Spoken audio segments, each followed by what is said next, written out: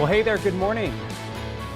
And welcome to Up with KREM. I'm Tim Pham. This week we are highlighting neighborhoods in Spokane. This morning the Up with KREM team is live in East Central. That's where we kick things off with meteorologist Jeremy Legoo on this Monday morning. Jeremy, weird to say November 1st, but we are here and it is cold. Yes. All of that is weird, but the one thing that's not weird is the fact that it is cold on November 1st. Early this morning, it is chilly outside. It's getting to the point where I'm going, ooh, it's got a bit of a bite. So let's get you out the door. Temperatures hovering close to 30 for us here in Spokane, and that's because of clear skies, a low dew point, or a very dry atmosphere, and light winds. Radiative cooling takes place, you lose all your heat, and that's where we sit. Now, as we move through the day, expect those temperatures to climb for everyone, and that's all across the region. Here we go. Coeur d'Alene, you're near 30 as well. Sandpoint a little cooler. As you move out to the west, you got those cold temps as we start the day. So those clear skies really played a role in all of us dropping down below freezing earlier this morning.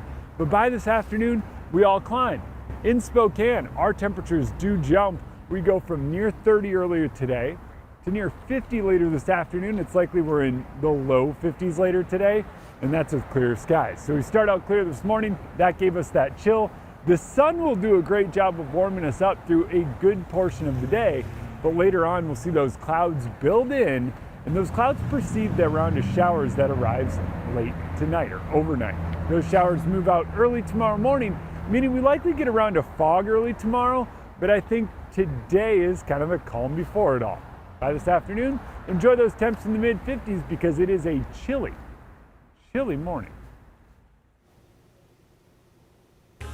8:03 on the dot, time for your morning rush. More news in less time. Well, let's kick things off with heavy fog on Highway 95 near Scarywood Theme Park. It led to a crash on Friday. Now, a report from the Timberlake Fire Protection District says both lanes had zero visibility from fog machines at Silverwood. Look at this video here. However, Silverwood representatives say they turned the machines down and there was already natural fog in the area that night. Both lanes of the highway had to be closed for 45 minutes while that fog cleared. A big announcement is expected to happen today in Spokane Valley. The Inland Northwest Opera is announcing the construction of a new performing arts center. The state-of-the-art facility will have a brand new theater and more. This is the first major arts project in the region since the renovation of the Fox Theater 20 years ago. The Spokane Shock has a new head coach. Cedric Walker played 10 seasons with several indoor football teams, including the Arizona Rattlers, Austin Wranglers, and the Las Vegas Gladiators. He's a two-time Arena Bowl champion. Walker will serve as the head coach and the team's defensive coordinator. The Spokane Shock start their new season at the Spokane Arena this upcoming March. That is your morning rush. More news in less time. Let us know what's happening in your neighborhood by using the hashtag #UpWithKREM on social media. The Washington State Eviction Moratorium bridge is now expired as of this morning. Back in March of 2020, Governor Inslee issued a moratorium protecting people from eviction during the pandemic to help those who could not afford to pay their rent. In September, the moratorium was extended to the end of October to give counties more time to distribute federal funds for rental assistance. Millions of dollars have been made available to landlords and tenants, but many agencies getting that cash have not moved as quickly as they are needed.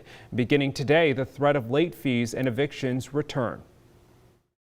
And we have to have some end to the moratorium. You can't have an economy ultimately where there just nobody pays rent. And you have to have some transition, and we're moving to that transition. Well, data from the Washington Low-Income Housing Alliance shows 8% of renters in Washington are behind on their rent and face the threat of eviction. Now, if you are in need of rental assistance, you can text the word RENT to the number 509-448-2000. We'll send you a list of available resources in Spokane County.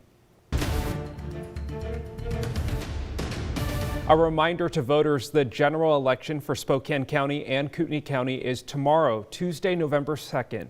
In Spokane, the races include Spokane and Spokane Valley City Council, along with Spokane Public Schools Board and the Central Valley School District Board of Director positions. Across the border in Idaho, voters will cast their ballots for the mayoral race, city council, and school board trustee races. In Washington, you can still drop off your ballot in the mail as long as it is postmarked before November 2nd. You can also take your ballot to any drop-off location by 8 p.m. on Tuesday. A list of drop-off locations can be found on SpokaneCounty.org. For Idaho, polls open at 8 a.m. and close at 8 p.m. on Election Day. Idaho voters will need to bring a form of identification to cast their ballot. Now, those include Idaho driver's license or identification cards, a U.S. passport, a tribal photo ID card, a current student photo ID card by a Idaho high school or post-secondary education institution, a license to carry a concealed weapon issued by a county sheriff in Idaho is also accepted. So a lot to unpack here. So we do have a voter's guide on KREM.com to help you navigate your ballot. You can text the word election to the number 509-448-2000 and we'll send a link right to your phone. What words come to me when I hear Indigenous or Native American? I think strength, resilience, most definitely like triumph. November is National Native American Heritage Month. This morning we hear from high schoolers from tribes across the country on what being Native means to them. But before we go to break, here's a live look of beautiful downtown Spokane on this Monday morning. It is November 1st and it is chilly. Meteorologist Jeremy Legoo has your forecast next.